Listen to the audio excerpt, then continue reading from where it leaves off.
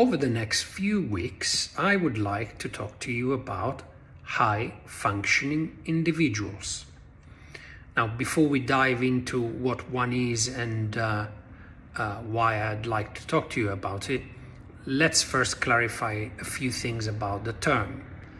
First, it's not an officially recognized psychology or psychiatry term, although it is very often associated with more formal diagnostic terminology.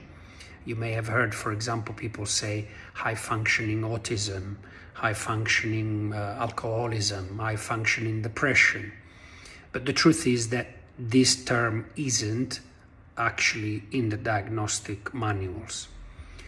But because it is used in common English and it's fairly understood as a label, then I will also continue to use it.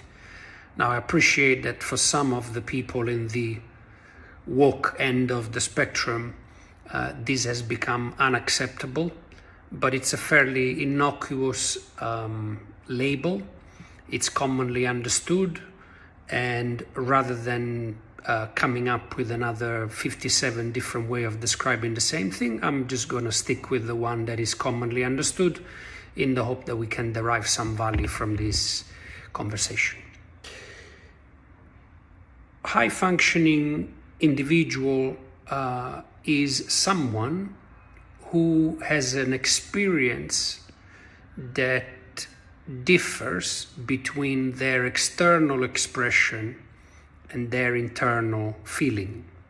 So, to give a very simple example that is very common among the clients that I work with, someone who sometimes says, I'm experiencing imposter syndrome, is someone who has achieved a certain level of proficiency and competence in their job, who have been given a position by the organization they are working with, and yet who feels internally to not be cut for their position.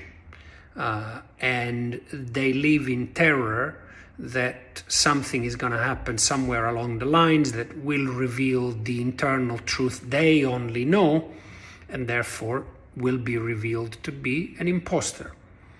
Now, this is a classic example, is very commonly cited. It's been written about endlessly, but it's not exclusive to work or to high-level positions. This can be the experience of anybody, from children to adult, whether at work, at home with your partners, with your parents, with your kids, with friends. In a nutshell, a high-functioning individual, as I will be unpacking over the next few weeks, is someone who feels a gap between their external experience of life and the internal one. And the reason why high functioning for these people is the label used is because the idea is that what they are portraying outside is stronger, better, more suited to the external demands than the person internally feels they are capable of, ready for, or have the energy for.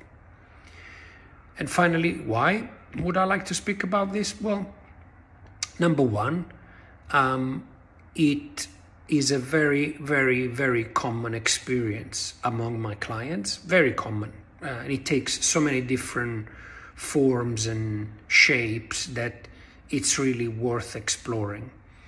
And number two, because it very neatly maps onto my framework.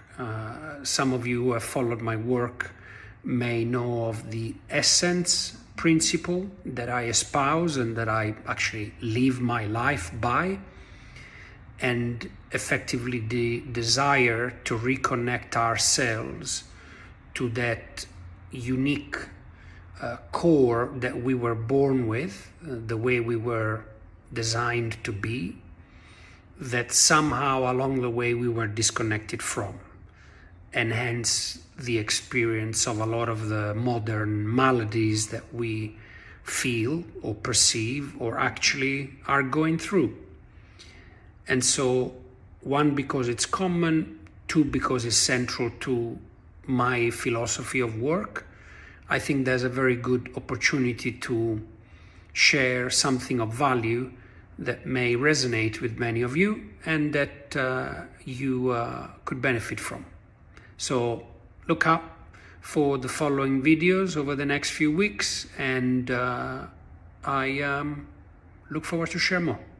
Bye for now.